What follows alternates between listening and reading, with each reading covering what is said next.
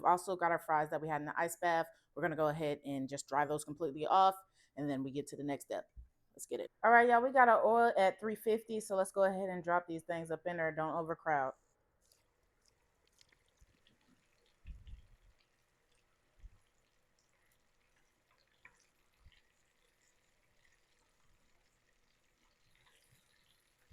By the way, if you don't have one of these, get you one. Splash all that grease up in your face. Get it out of here. Got a beautiful spirit in the name of Glorilla. All right, y'all.